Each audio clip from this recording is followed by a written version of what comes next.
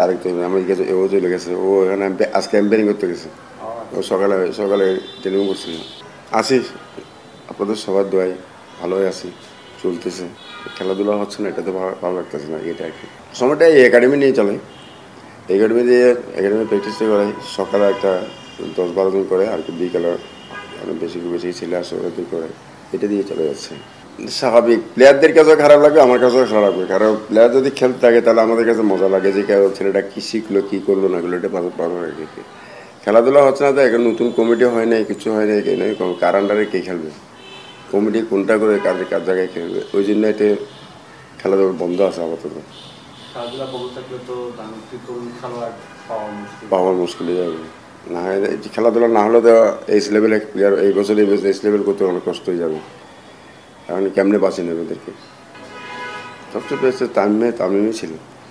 তামিমই ছিল, কারণ ওর পাঞ্চিবিলিটি ছিল, রেগুলারিটি ছিল, খুব সিরিয়াস ছিল। একটু প্লেয়ার যদি একটু চটপটে না হয়, ওটাকে প্লেয়ারের মতো লাগে না, সবগুলো ওর কাছে ছিল।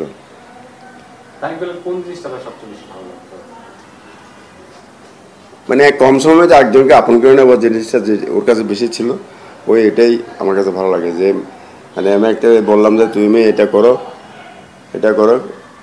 ও আর্গুমেন্ট করতো না যে এটা করলে কী হবে না কেমন হবে, এগুলো বলতো না, করতে থাকতো। যদি ভুল হয় আমি দেখলে বললাম যে এরকম করো, তারপরে ওটা এটাই মানে ওই কথাটা রাখতো আর কি, মানে যেটা করতে বলছি সেটাই করো।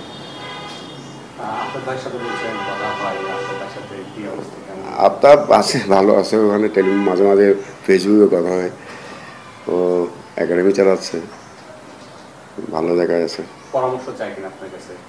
মাঝে মাঝে বলে দাদা এই যে এই ব্যাপার কী করবো এখন, বাচ্চা ছেলেদেরকে আমি কী করবো, বাচ্চাদের আমি কোনোদিন করেন আর ওদেরকে কিছু করে এসে শুধু গেম খেলা, মাঝে মাঝে একটু বেসিক দেখা হবে, আস্তে আস্তে নলেজে ঢুকা, মাথা ক্রিকেটের কী জিনিসটা কী এটা ভিতরে মাথা ঢুকেলে তারপর আস্তে আস্তে বুঝবে, এই ধরনের আর কি। তামিমের সাথে মাঝে মাঝে এত বেশি যোগাযোগ, একটু বিজি মানুষ, অনেক বড় হয়ে গেছে, মাঝে মাঝে কথা হয়।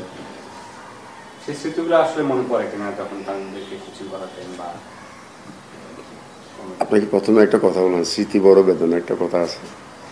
এই স্মৃতিগুলো যখন মনে পড়ে তখন আর মানে বিগত দিনে যে পিছনে যে ঘুরে যাওয়ার আপনার সময় নেই, তো এই জন্য এটা একটু অ্যাভয়েড করতে চেষ্টা করি স্মৃতিগুলোকে, কারণ সামনে যা আসবে তা দেব।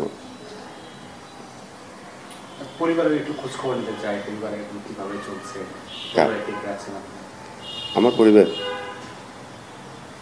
পরিবারে আমার এক মেয়ে এক ছেলে, আমার ওয়াইফ আছে, আমার মা আছে, চলতেছি কোনো করে, হয়তো আগের মতো না। মানে যে আগে একটা বোর্ড থেকে একটা টাকা দিত আমাদেরকে, বছরে কিছু কিছু টাকা দিত, ওইটা তো বন্ধ দিচ্ছে না, দেয় না। আমরা এখানে যেই বাচ্চা থেকে প্র্যাকটিস করে যা পাই, মানে ওখান থেকে প্র্যাকটিস যা পাই এগুলো দিয়ে নিজের চলি আর কি। বলতে পারবো না, এক্স কোচদের কিছু কিছু টাকা দিত, একটা মানে 2 বছর 3 বছর দিছিল, তারপর এনএসসি থেকে দিত। যোগাযোগ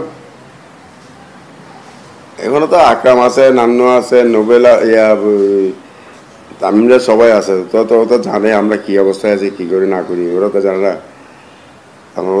ওরা তো এই সম্বন্ধে মানে কেমনে চলতেছে না এগুলো তো কেউ জিজ্ঞেস করে না। ওরা মনে করে একটা একাডেমি চালালে আমরা অনেক ভালো চলতেছি, অনেক টাকা পাই, আসলে যে কি টাকা আছে এখানে এই জিনিসটা তো কেউ বুঝে না। একটা ছেলে বেতন বাকি থাকে যায় 3 মাস 4 মাস, টাকা দিতে পারে না। ম্যাক্সিমাম তো আগে তো আসলে অনেক বিগ ফ্যামিলি ছেলেরা আসতো খেলতে, এখন তো আসলে মিডিল ক্লাস ফ্যামিলি সব ছিল। মিডিল ক্লাস ফ্যামিলি ছেলে তো আসাতে ওদের একটু ফাইন্যান্সিয়াল দিক দিয়ে অনেক কষ্ট হয়ে যায়, এই জন্য হয়তো একটু কষ্ট হয় আর কি। আপনার হাত ধরে তামিম ইকবালকে পেয়েছি আমরা আপনি বা আফতাব হাজিকে পেয়েছি, এখন বর্তমান সময়ে আরেকটা তামিম বা আরেকটা আফতাব পাচ্ছি।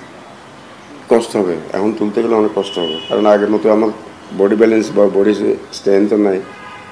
আর আমি এখানে 5 জন কোচ রাখছি, 5 জন কোচের মধ্যে আমি এমনি বসে থেকে দেখা দিয়েছি, জুনিয়রদেরকে দেখা দিয়েছি কী কী করাবে না করাবে ওগুলো দেখা দিয়ে মাঝে মাঝে আমি দাঁড়াই। আর একটা সিনিয়র কোচ আছে, সিনিয়র দ্যাট মিনস আমার জুনিয়র, ওকে সম্পূর্ণ দায়িত্ব দিয়েছে, তুমি অ্যাডভাইস করো সবগুলো। আর মাঝে মাঝে যদি কোচরা না আসে তখন আমার কাছে দাঁড়াতে হয়, আমাকে যাই তো দেখা দিই আর বলি আর কি। আর মতো আগের মতো তো ঘন্টার পর ঘন্টা টাইম দেওয়াটা দাঁড়িয়ে থাকাটা সম্ভব নয়, ওই জন্য এইগুলো আর কি।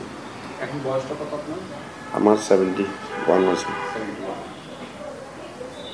71-এ দাঁড়িয়ে আসলে কি মনে হয় যে আপনি যে কোচিং করিয়েছেন, এই যে জাতীয় আপনার মাধ্যমে বিদ্যালয় পেয়েছে, এই যে কোচিং পেশাটা বেছে নিয়েছিলেন, এটা কি ঠিক ছিল?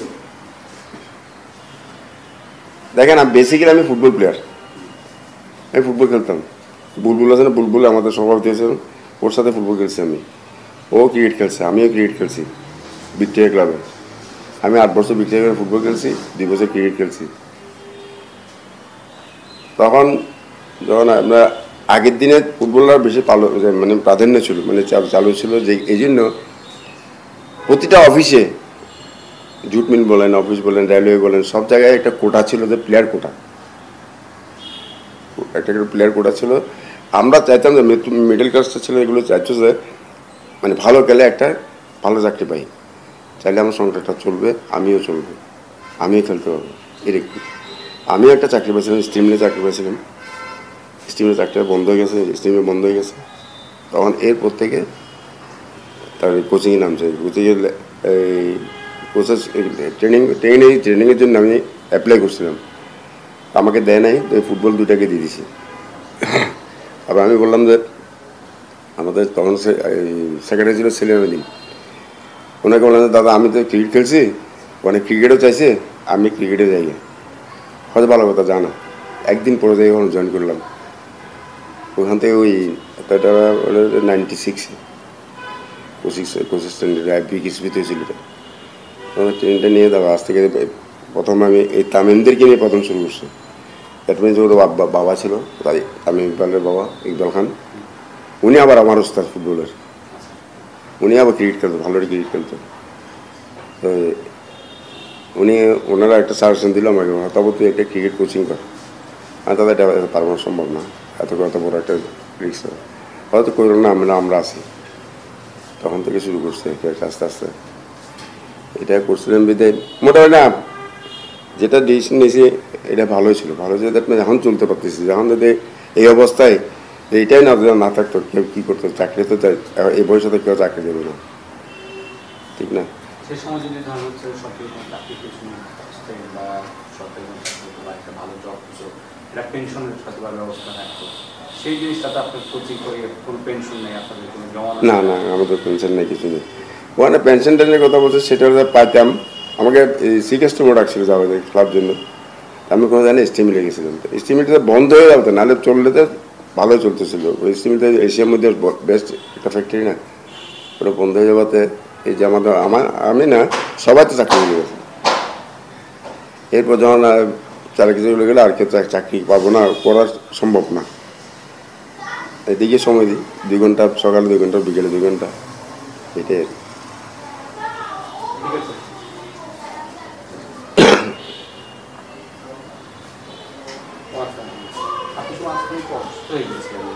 হ্যাঁ, মাঝখানে একটু অসুস্থ অ্যাক্সিডেন্ট করছিলাম। তা আমি যেদিন অ্যাক্সিডেন্ট হয়েছিল, রিটায়ার করতে বলছিল, তার আগের দিন আমি অ্যাক্সিডেন্ট হয়েছি। এই মাঠটা, ছোটো মাঠটা আছে না, ওটা পাশে, এখানে ছিঁড়ে গেছিলো, এখানে ছিঁড়ে গেছিলো। না, হার্ট অ্যাটাকের ঘটনা, হার্ট অ্যাটাকের ঘটনা আমি এখানে 3 বার পড়ছি।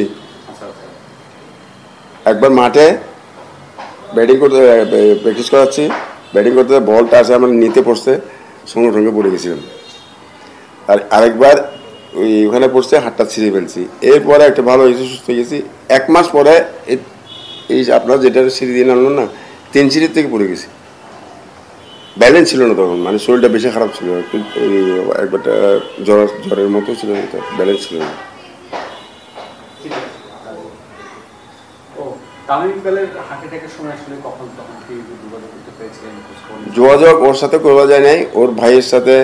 তারপর আমি বাসায় গেছিলাম দেখা করার জন্য, মানে দেখা করার না, ওদের ছিল না, ওরা আমার দেখা করার জন্য। তখন ওরা ছিল না, ওর ভাই আছে আজম ইকবাল, আফজল, ওদের সাথে সবসময় যোগাযোগ রাখতাম যে কে কেমন আছে কি না আছে।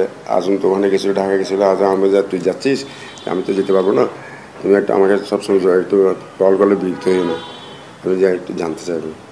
তারপর ওর একটা ড্রাইভার নাকি দারোয়ান আছে, ওর সাথে একটু দেলোয়ার না কি নাম, ওর সাথে যোগাযোগ রাখতাম, জিজ্ঞেস করতাম। আসলে তখন আপনার মধ্যে কি চলছিল যখন প্রথম শুনেছেন তামিম ইকবাল হার্ট অ্যাটাক করেছে বা মৃত্যু শুনতে?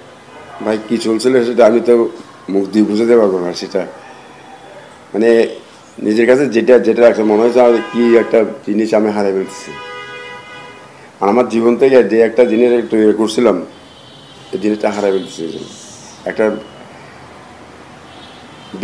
বিগ একটা সম্পত্তি আর কি, এরকম একটা লস হচ্ছে আমার, এটা জিনিসটা চিন্তা করছিলাম। কিন্তু এটা কেউ বুঝতে দিই দ্যাট মিনস সবার সাথে কথা বলছি, চলছি ফিরছি, কিন্তু সন্ধ্যার সময় যখন ঘরে বসতাম বা শুতে যেতাম, তখন এই সবগুলো মাথা পিছু করতে, কেমন আছে না আছে, কি করতেছে না হচ্ছে।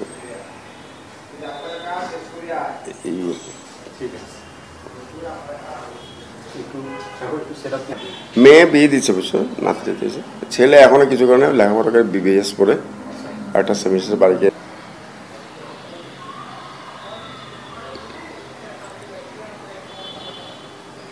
খেলাধুলা একটা মনের ভিতরে ঢুকে গেছে, শরীরের সাথে মিশে গেছে। এখানে না আসলে আমার ঘুমোয় না। সকালে আবার প্র্যাকটিস না থাকলে আমি আসে বসে থাকি, বিকেলে আজকে করে নাই। কিন্তু আপনার সব আছে, সব আছে এই ওইটা এইটাতে।